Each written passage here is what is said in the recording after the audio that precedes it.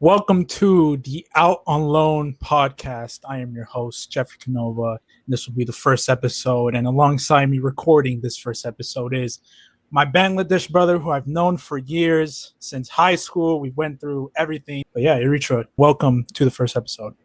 My man, shout out to you. Again, amazing introduction. Really appreciate it. And yeah, man, super excited for this podcast. Both have been passionate about sports. That's literally how we met. That's literally how our friendship started back in 9th grade in high school. Now we're back together and home in Los Angeles, ready to talk some footy, some sports, some life. I can't wait to get started, man. It's going to be awesome. Yeah. Also, before we start as well, just give a shout out to Stone's Productions and our good man, Robin Stone. I know his first name's Robin, but in actuality, he's Batman. I told him to change his name. So please, Robin, change your name to Batman as soon as possible because you are literally Batman with the production and hopefully with how everything rolls for the next few years of this exciting project that we have been working on since really May. This has been working since May, and finally we got the investments and stuff. So shout out to you, Robin. All love to Yes, you. sir. Yes, sir. But yeah, Premier League. I always do this. Shout out to my good friend Kieran too. I know I'm shouting at a lot of people, but I wouldn't be here without them. We always start off with United, and it's usually a misery United Monday. That's how we usually call it. So I'm hoping we get Kieran on as well. I'd love to get Kieran on with you one day as well, so we can talk some United ball. But not a good start to the Premier League in match day one. 1-0 loss to the Arsenal, the Gooners, Arsenal. Yeah. The Gunners. God.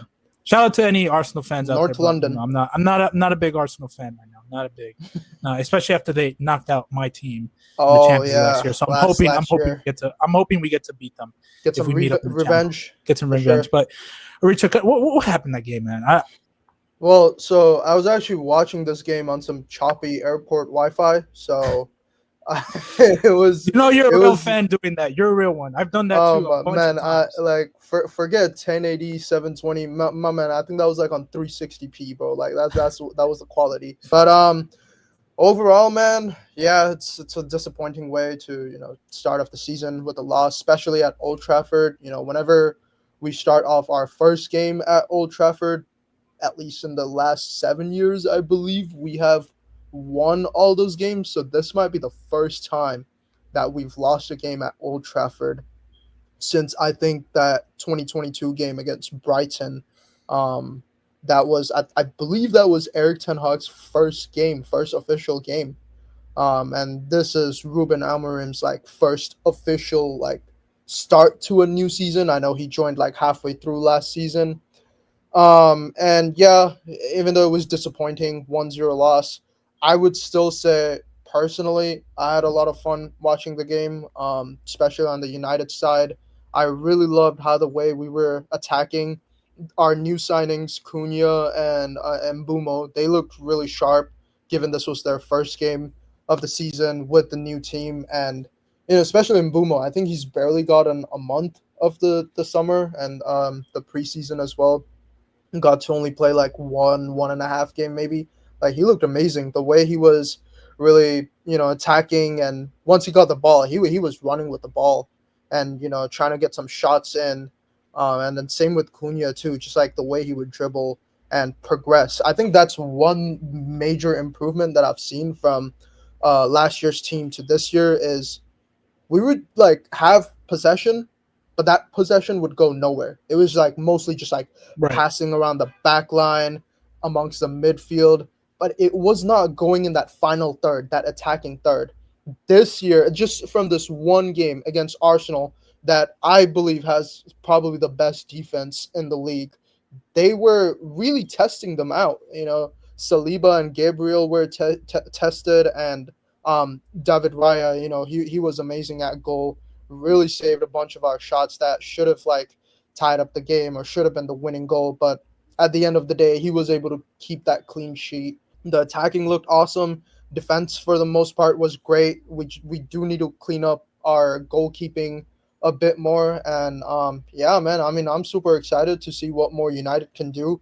Yeah, no, I think every game in the Premier League is just tough because you're going from playing Arsenal and then you're going to Fulham, or that then you're playing City, and then you're going against Liverpool, and then you're going against Chelsea at home or away.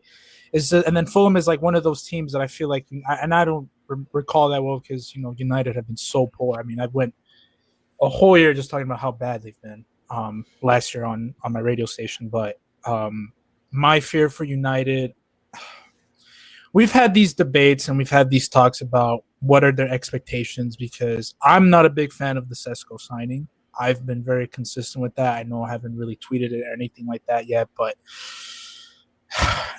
these are the type of games where I guess your new signings need to perform, because, I mean, Fulham is not, a United. They're not a Chelsea. They're not a Liverpool, but they're still a dangerous side, but a beatable side that a United should be able to beat, especially with these new signings. And I do agree with you. I think Mbeumo looked good. I think Cunha looked amazing that game. You had some positive signs, but it's time to get results now, and it's just you're kind of sounding like Barca fans when you say they played well. They played well. That's great, but I mean, United has always been about what about the result, because that's what matters at the end of the day. Exactly. Because no one will look back and be like, "Oh, well, United played really well." That doesn't really matter because you didn't get the 3 points. And I guess for Arsenal, talking with them, they looked poor. But part of it is because I think a lot of Arsenal fans, and I think for the casual viewer out there as well, they need a marquee signing. And that marquee signing that I think they just got is Eze. I don't know if you saw that. I was shocked. Yeah. It is. Look, I'm sorry for any Spurs fans, mainly you, my good friend, my brother, Kobe Gaines. I'm so sorry. I know. I feel that pain, bro. I feel that pain where you think you got the signing done and locked in. Fabrizio's confirming it. You had all the things confirming it. All the news outlets. It's just built in there too because you just lost Madison as well to an ACL injury earlier in the year, and it just makes sense. You get Eze.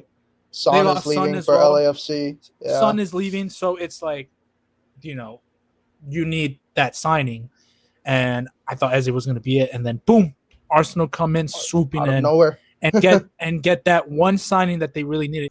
But yeah, they got Eze, and I think that's going to be a massive signing for them because they did look poor against the United team. That's, like you said, they're starting to ramp up. So hopefully Fulham, we see some better signs, we see some results.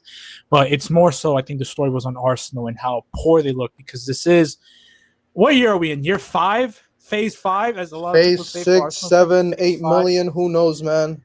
Who knows? So this is the year they have to. They got Gyökeres, who didn't look great. But again, it's, I think, coming down to how Arteta's going to use him, how Arsenal are going to be playing, and then obviously with the Eze signing now, this is completely massive for them because you need a winger that can be creative, but then also dangerous on the 1v1. And we saw that with Martinelli.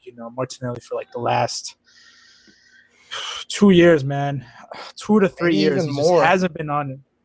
No, because I saw. No, you know what's funny, Aritra? I saw a video recently of shout out to AFTV. I saw a video where they're like, who would you rather have if you had the option to get Mbappe, but you have to swap for Martinelli?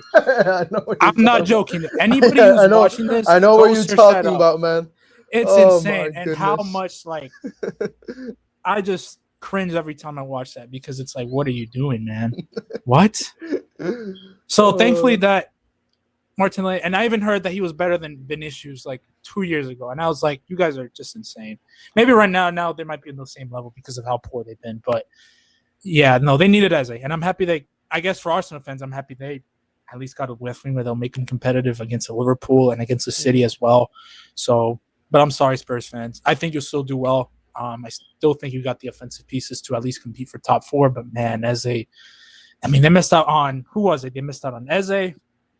What was the other players that we're looking at? I completely forgot. I can't remember either. I know they signed Kudus. But they missed out 3 players. I saw a meme. They missed out on 3 key players that really could have helped them out this year. But I still think they got the pieces. I think Kudus looked good. I think they won 3-0 against what was it, West Ham? I think they won. Yeah, West Ham. I believe. So they won 3-0 against West Ham, and Kudus was just amazing. I think Kudus is going to be one of my players to watch for the year. I think he just brings a different spark. It was not West Ham. It was Burnley. Oh, Burnley. I mean, the same colors. They're the same team. Doesn't matter. They both play crap football. No, I'm kidding. But And I usually confuse them because they're literally they have like the same colorway, but You are obviously a funny man. teams, but actually, I funny think enough, Tottenham they did miss out on Tech. I don't know if they exactly missed out on him, but Mbumo, Tottenham was interested in Mbumo signing was one him of them. Yeah, Mbumo was one of them because Thomas Frank, well, he was coaching Brentford before that, and obviously, Mbumo only wanted the one and only. Oh no! The one and only, baby. Stop! Red Devil, Don't do that. Blue Devil. Don't do that. Don't do that. Don't do that. United and I wanted to see him with the Spurs, not with the United. At that point, when Mbeumo signed for United, I was just like, why? Why are you going for United right now? United are a desperate need of a rebuild. Like. Of course, and he's going to be the man that's going to charge that rebuild, man. Him, Cunha. Okay. Of course, man. I want to see United do well. I want to see United do well. I actually do. I think they deserve it after. Oh man, after the years that 4 years that I've heard my good friend Kieran just rave about them, and I've seen Mark Goldberg rave on memes and stuff, and all the United fans. I think they deserve something. So, hopefully they do well. But speaking about the other Manchester team, Manchester City.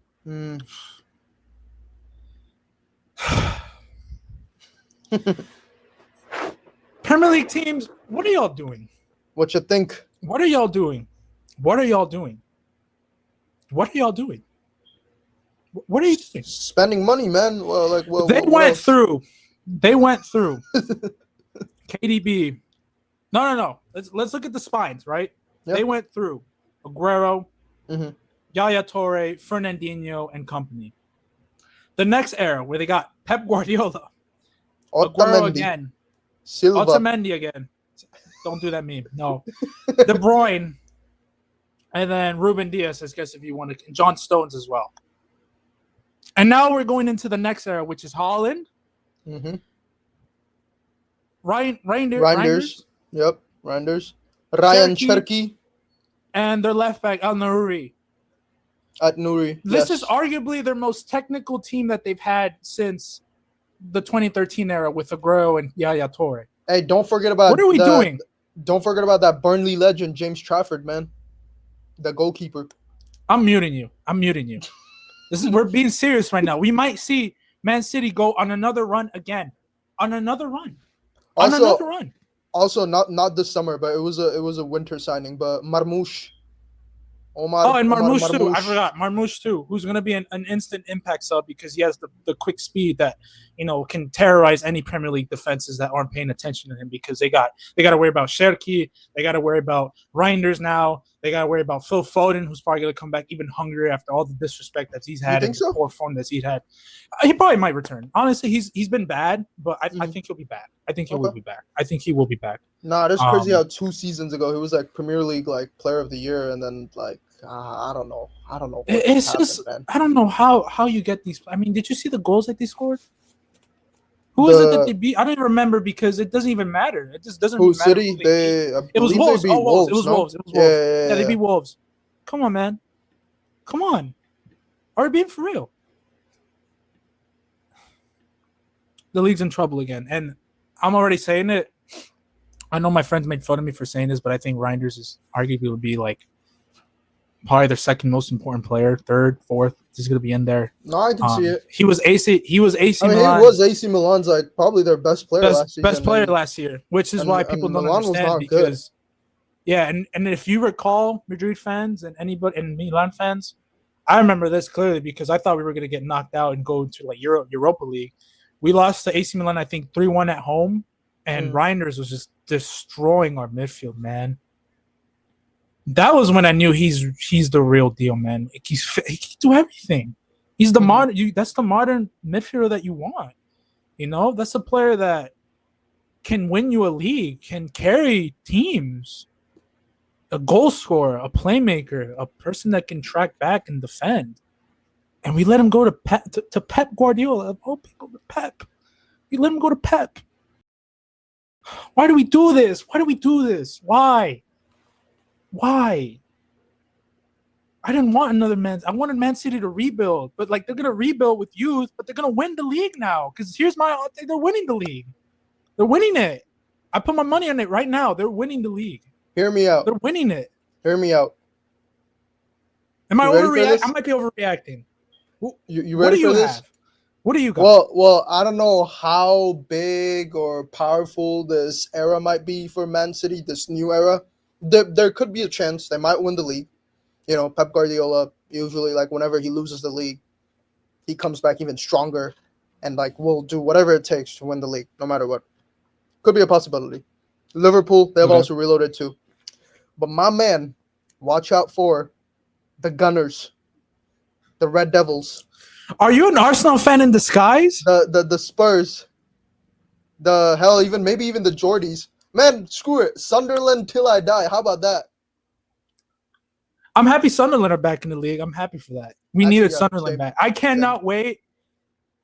I cannot wait for that derby, that rivalry. Sunderland versus, we've been missing that. That's a derby, right? That's a rivalry right there that we've needed for years.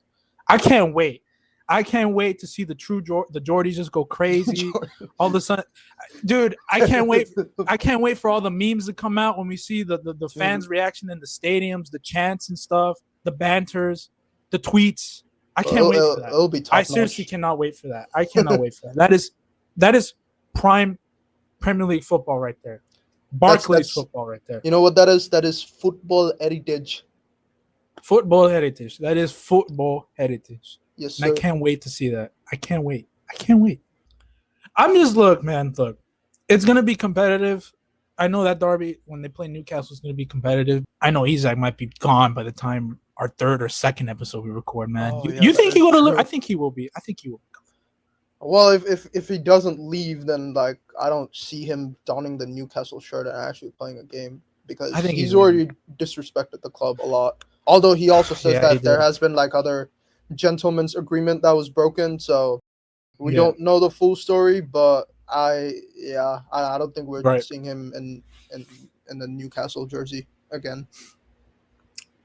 I thought Barca should probably come in and swoop in and get him. That's what I thought was going to come in when I heard that Isak, because he would have been perfect to replace a Lewandowski or even put on the left wing instead of Rashford. I thought they were going to get him, but you know how Barca does. You know, they'll be bankrupt, but I would have loved to have seen that. They're probably going to ask for, like, a loan deal or something, to be honest. That's probably true. No, this is why, like, obviously I used my head and I was like, oh wait, yeah, Barca will probably get him, because they can't even register some of their players yet. They struggle, like, for the last, like, 4 or 3 years. They've just been struggling to register players. But I would have loved to see him at Barca. Hopefully, if I think it would be awesome to see him in the Premier in La Liga, back to La Liga. So I would love to see him in La Liga. I think it would be good for Barca to get him, even though I am a Madrid fan. But I think for the sake of the league and for the sake of, like, just entertainment, I guess, as well, like, you want to see him at Barca. I think he's the prototype that I think they would need, but I'm talking about Barca, and Barca, they opened up the league with a 3-0 win against Mallorca. I want to visit Mallorca. It's a beautiful place. Spot. It's a beautiful space. Home of Rafael Nadal, I believe. Oh, actually? That's where he's from? Mallorca? I think so. Or he has, like, part ownership in there. I think that's where he's from. Or raised in. But no, 3-0 win. They didn't play great. They didn't get to watch the game, so I had to talk to some of my Barca fans out there and be like, hey, how was it? And, wasn't a great performance. Obviously, 2 red cards. And always in La Liga, even in the Premier League as well. We didn't talk about it in the Liverpool's win over Bournemouth. There was a lot of controversy with red cards, suspensions, whatever. But I get bored talking about that, because, like, it's just redundant, man. It is really redundant. There's always I'm not going to talk about it. There's always referee mistakes. Yeah, I agree. But there's conversations about whether his legacy will be bigger than Mbappe's in the next few years. I mean, look at everything he's done. He might win the Ballon d'Or. If we're talking about who's the better player, who's the best player in the world, it hurts me to say this, but he might be the best player in the world. The kid is starting to stat pad now. This is an 18-year-old. He's talking smack. I know he lost the Nations League final. I know he did. Right. Well, Spain lost, not him. Spain lost. But it's the confidence that this kid has where I tip my hat off. And the more and more I'm like, dude, I like this kid, man. You need that confidence. You need it because it's in life, it's you versus you a lot of times. And right now he's winning against himself because he's just confident, man. And he's just going to get better and better and better and better. Do you think he's the best player in the world? I ask you that now. I don't know. He's definitely top 3. He's definitely top 5. He's top 3. Out of all the I guess under 21, under 23, he's definitely the best. But is he one of one? Honestly, I'm not sure. He will be. He will be. He will be. But that's my point. He will. What's stopping me from saying, if he's gonna be it, why can't he not be now? No. Yeah. That's a fair point. He's the best creator in the league, right, in the world. Every pass he can pull off. Mm-hmm. He's dangerous. He's quick. He looks quicker too, which is what I said when he was a teenager at 15. I was like, dude, if he gets quicker and he has that speed, he has the flair, he has the touch. This kid is just not fair. He's not insane. He is insane. He's insane. And that's why Barca, I would understand why people say they're the favorites right now because they have this kid, and they still got Rashford coming in. I know Rashford's your boy. Rashford's your boy. Rashford is my boy, bro. Like Flick is gonna get him right. He's enjoying life in Spain. He's enjoying that Barca sun. He's enjoying the teammates. It looks like he's smiling more, laughing more. You can tell that Flick rates him. He's gonna start getting his minutes soon. And honestly, as long as he keeps up that positive attitude and obviously like being in that environment that he is in Barcelona where they will be winning more games, so the vibes will be good. Obviously you got youngsters like Yamal that's just gonna be keeping things like light and fun. And honestly, like Robert Lewandowski too, like the way he has fun with his TikTok dances and everything. Like, dude, there's a vibe. Dude, that's what I'm saying. Like at Barca, the vibe is back. You definitely have fun. You'll definitely have fun. And, you keep on winning those games. You keep on seeing the crazy stuff that Yamal is doing, the passes that Pedri's making. Like, and then obviously you got Rafinha, and then I mean, dude, like they're gonna have. They're dangerous, man. They're a dangerous really team. It's gonna be tough to stop them. Like, bro, how many goals did they score last year? Like in La Liga, did they? Probably more than like 90. I don't remember that's too what I'm well, thinking. but like probably around the 80 to 90. I wouldn't be. Dude, they were scoring like 6 to 7 goals, man.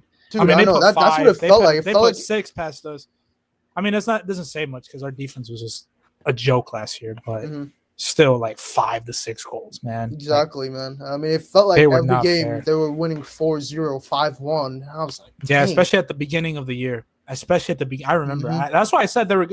I said I know I was probably overreacting, or whatever, but I don't really care. But it was just more so like how bad Madrid were defensively and offensively, and just the way Barca were playing with how good they looked. I was like, dude, they might win the league, bro. They were like scoring 8, 7. They're an unfair team, man. They're an unfair team. But the next thing I want to bring up is another Madrid rival, Atletico de Madrid. Atletico. What happened? This team, I don't understand. It's been years where for 4 years I've just been saying, get rid of Diego, get rid of El Cholo. He's done.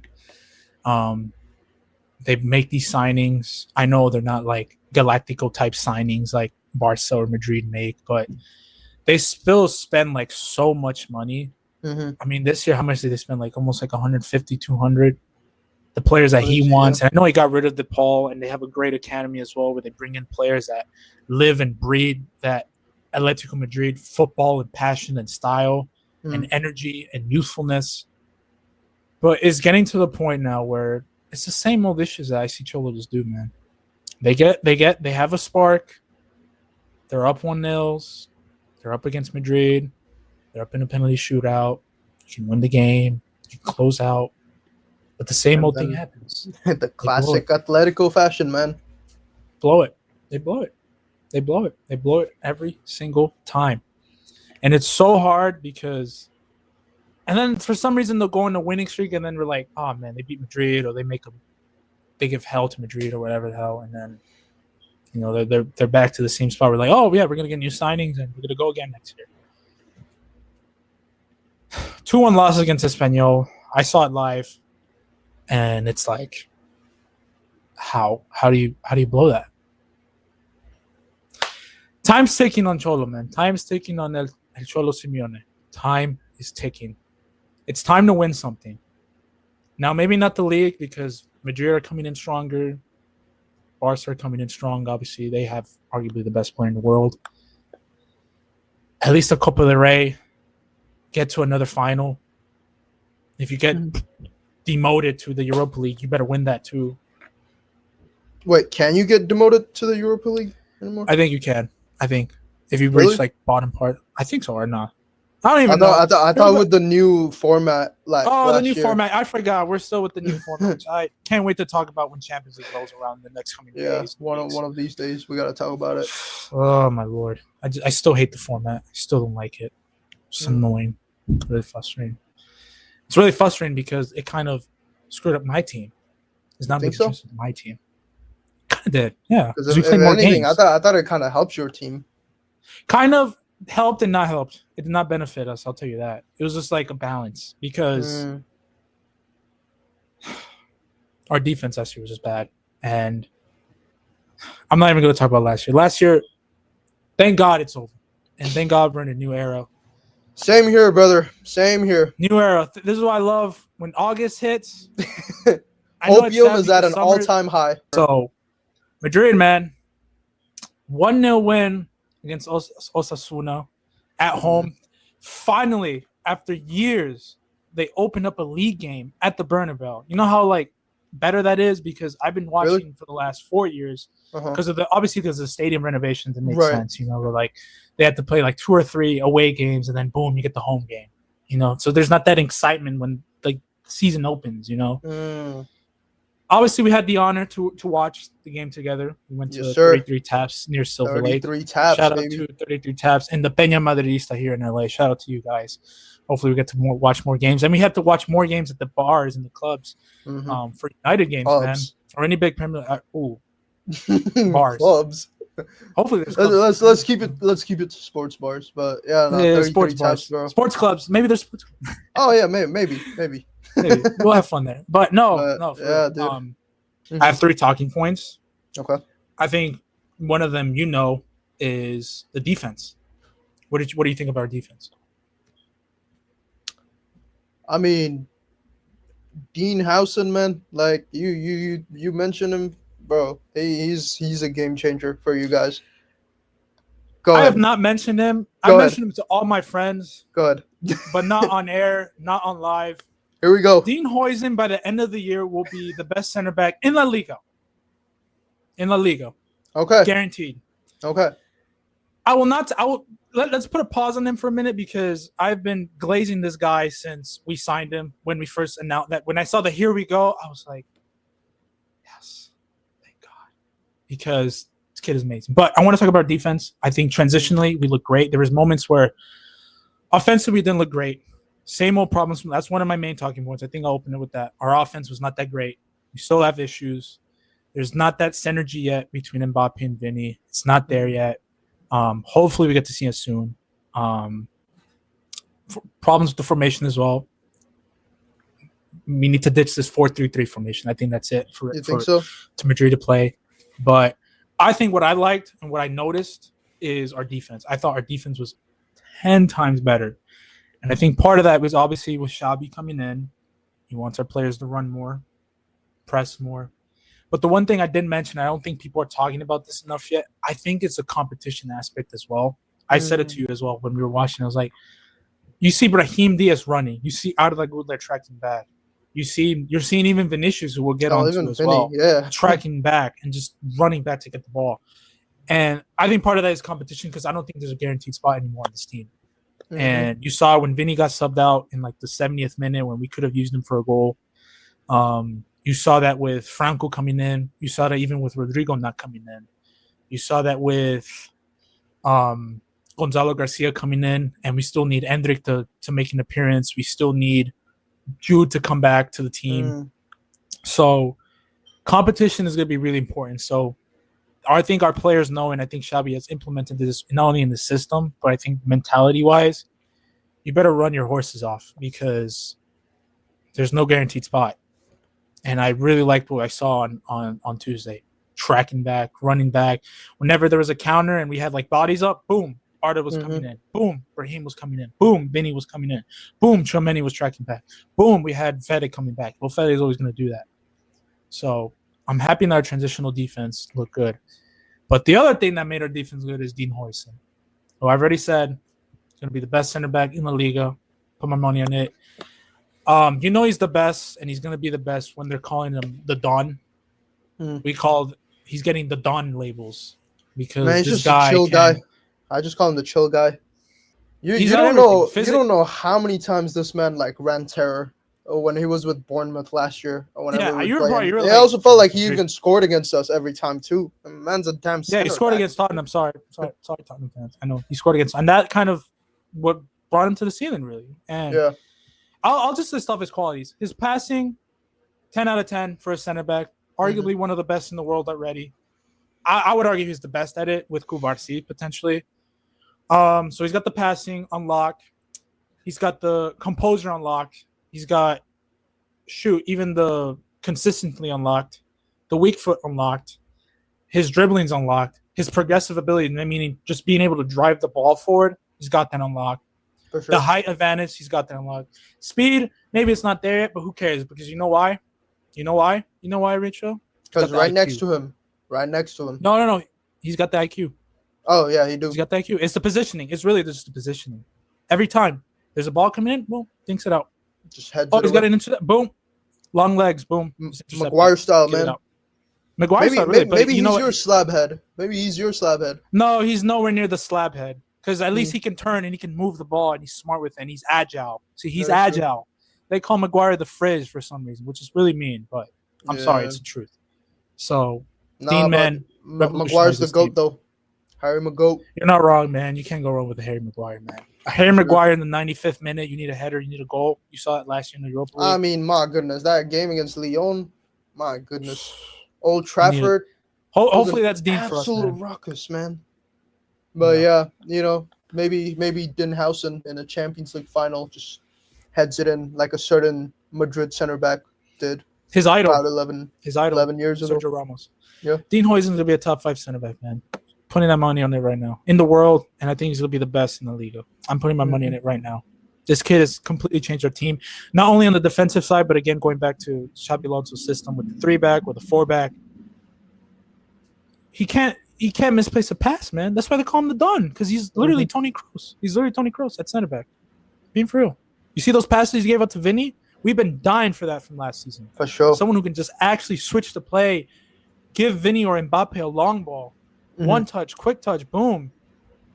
Thank you, Dean Huijsen. You have saved my life. And the final thing that I want to talk about with Madrid is just Vinny and Mbappe.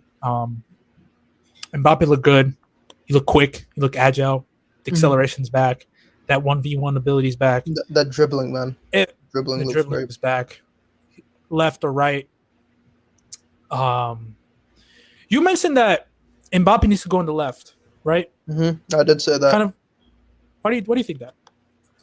Honestly, man, like at least that game that we were watching, it just seemed like he was a bigger threat there. Like anytime he got the ball on the left side, it seems like not only was he just like taking on the defenders, but he was also like getting some passes in, getting something in the box. And I mean, I've always said this. I always thought like Mbappe was like a 7, a left winger, just running down that wing, dribbling past defenders, and obviously he has that pace too. Striker, it's super tough for somebody in the wing to transition into striker and still be as lethal. Someone like Cristiano, really. So like I feel like, and I even like mentioned this to you. That game, I think like the best front three, if Xabi Alonso decides not to play Rodrigo anymore, and if he does unfortunately get sold, I think it's Mbappe on the left, Gonzalo Garcia up front, Vinny on the right. Here's my thing. I don't think we need to play 4-3-3 anymore. No more 3 attackers. I think that's it. I want to go back to what we did in the 23-24 season where we had 4 midfielders. Okay. We had 4 midfielders because you have more creativity and there's more defensive balances because obviously, and Vinny and Mbappe are not going to be pressing like they did the first game for the whole entire year. They're just not. That's not going to happen. But here's my thing why I want to see the 4-4-2. Remember how Madrid won 3 Champions Leagues in a row? Vinny is part, and here's my take that I think Madrid fans are probably going to start soon realizing, because I think this is what's going to happen if we're going to win.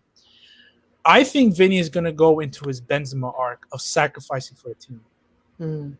In the sense that he's going to take – remember when Ronaldo and Benzema were like the 2 strikers and you had Isco behind who was like giving out the passes and stuff, and you had Modric running in, you had Tchouaméni crashing, you had Kroos being the dictator. I think we're going to see something similar with this team, which is why I wanted to go back to a 4-4-2. I think Vinny's going to go to that Benzema arc, which he's going to play very sacrificial to the team, where he's going to be tracking back. Because Benzema was going through the same thing. I remember Benzema was not scoring like 20 goals. He wasn't the same player, and we wanted him out, and we wanted other strikers to come in to pair alongside Ronaldo. But no, what we soon realized was, oh, wait, no, Zidane was smart. He used Benzema in the way in which he sacrificed himself, and he was dropping deep, he was pressing a lot, he was assisting Ronaldo. I mean, he had like 10 assists at one point during that run, right? So I think this is the arc that Vinny's probably going to go into for the next few years, which he might still get like 20 goals, but I think he's going to be that key player in which he's going to sacrifice. This is probably the new arc that we're going to see Vinny, because we know by the time you're like 27, 28, you're not going to be that explosive winger anymore, right? If we want to win, if you love Madrid so much, this is the part where you have to sacrifice for the team. It's bad when Vinny did a back flick. I think it was like a back heel flip or whatever, or flick with the ball. And everyone in the bar was just like, ooh. And I was sitting there, I'm like, that's easy for him, man. Like, this is how bad he's gotten. We're actually hyped for him to do a little flick. I might have been one of them too. I might have just been like, oh, okay. I might have been too. I'm not gonna lie, I might have been one of them too. Because I haven't seen anything from him that's like exciting. I'm not gonna lie, man. When he started tracking back and like actually was that one, I was like, oh, okay, like finally. I was like, yeah, I was excited because he knows. That. Yeah. And then good luck to Barca as well. I know their stadium just got flooded. Did you see that meme about Rashford about how like Flick managerial tactical masterclass where like he's trying to reminiscent of his hometown in Manchester United with all the floods and stuff? I did see that. Yeah, I love that. I love that account. What's it called? I don't remember. I follow it, but I don't remember the troll account that posts soccer memes. Man, I love that account. If you're a soccer fan, that guy jokes. That guy jokes. If you don't follow that account, bro, any soccer fan, you better follow them. I actually don't follow it, but they always come to my feed every day, and I'm like, all right. Then you better. What are you doing? Great content, bro. They just come to my. They just come to my feed every day. I'm then like, follow. Then follow. I'm gonna have to start sending you more just so I can remind you to start following that account. Wait, who's that? Is he an ARTV guy? AFTV guy? The one that they go like Bunda Bacon or something. Ryan Colaco. He's always in their comments, bro, and it's always just funny, like the banter that they have with them.